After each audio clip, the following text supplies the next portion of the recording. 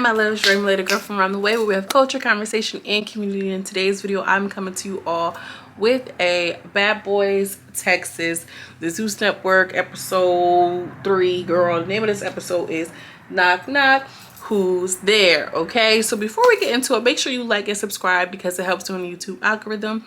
And also, you'll be helping a girl trying to, manifest her things. So go ahead and like the video because it pushes it out into the YouTube algorithm, period, point blank.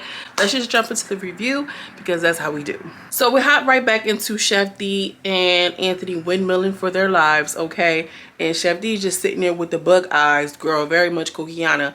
And Anthony goes off to the other side and he's in this little office space, girl, cleaning his blood because Darrell came in and was like, oh, he had on rings. Like, yeah, she had on rings, and she bloody, he bloody, however it's going. Honestly, Anthony looked a little sad. He looked a little disheartened because he got beat up again. Okay. Banga is still pressing Chef D, like, yeah, well, I don't feel like what you did was right, and I don't like that, and this, that, and the third. And Chef D is at this point like, well, what you about to do about it? Because what you finna do about it? You know what I'm saying? Which I feel like Chef D should have been did that because Banga has been kind of on Chef D a lot. Am I right or am I wrong? I feel like Banga's been pressing it. Razby goes into the room and tries to, I guess, calls himself trying to talk to Anthony. He was just like, I feel like you could have been a little bit more humble, Razby, and I feel like you could have. It's like, nah, I ain't even about to be like that because I like Razby. Lou pops in like he always do, and this press. Then he starts pressing Banga or whatever the case. Girl, they get into it. So what you want to do? What you want to do? What you want to fight? When I tell you, Big Lou smacked the dog out of Banga, like. And it's disrespectful for real because like it's one thing like you a man, ain't no man trying to get smacked by no other man. I don't even got enough respect for you to punch you. I'm about to smack you. When you get smacked, that shit sting. It sounds off like it's a little bit more, theatrical, if you will. I had to fight like several times. They keep Banga is trying to go over the pool table.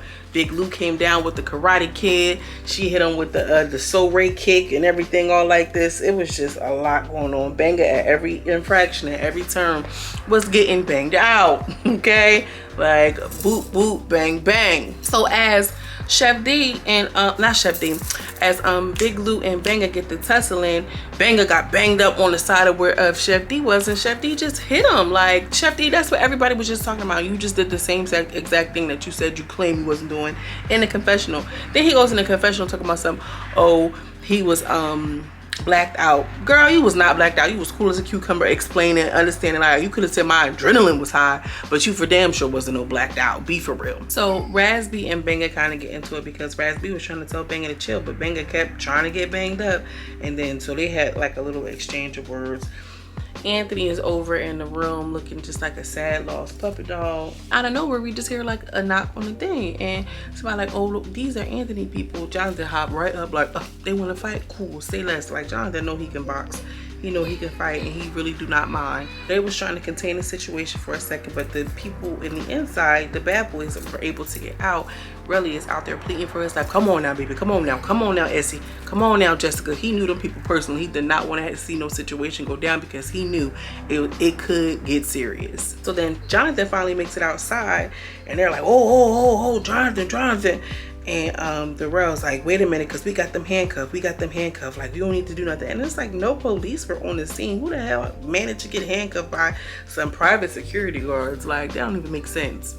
Anthony is all like, I might as well just leave with them because I know how my friends are, and then they followed me here because they're in my car. Girl, no, you should have been like, yeah, I gave the location because the fuck, y'all not about to keep beating me up, bopping me all upside my head. That's what you should have said, Anthony.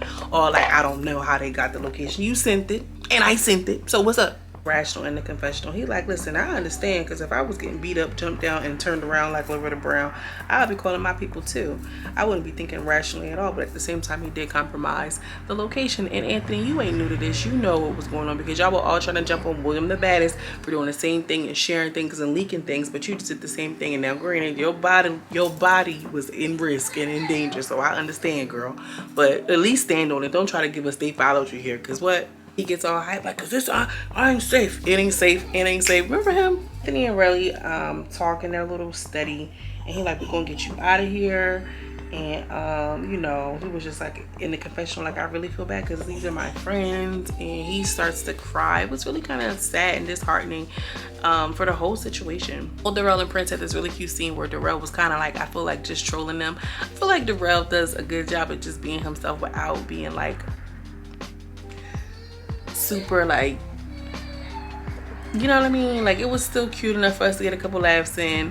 It was cute enough for them to still feel comfortable, and I enjoyed the scene. It made me laugh a couple times. Darrell swear he got the biggest butt in the world, girl. He came out there with the wig that Jonathan had made him. It was just a cute, fun scene. But I feel like every scene, ever since the fight, was literally discussing Jonathan and Anthony in the fights.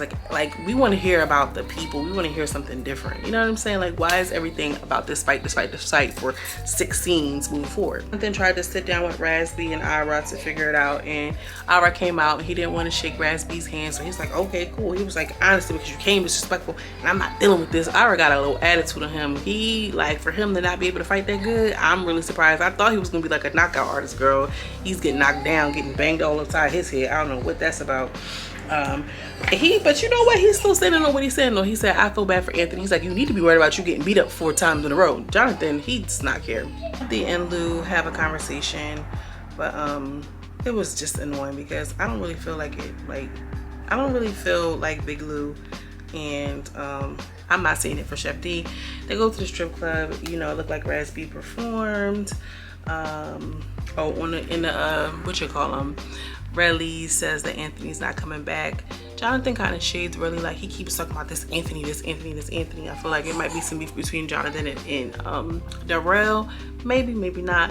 The strip club looked cute. All in all, it was a good little episode. We're gonna see some fights pop off next episode. I'm curious to know who is emerging as your fan favorite right now. Relly for me, period. And I like Prince. Maybe. Oh, I do want to mention that when they went to the strip club, Orlando Brown was just like, I'm not about to be in here with these strippers because I love my wife, and I made that very clear. Listen, that man act like he crazy. He got some good motherfucking sense. That's all I got, y'all. As you can see, I gotta go on. Period. So, as always, I'm sending you much love and much light, and I will see you in the next video. Peace.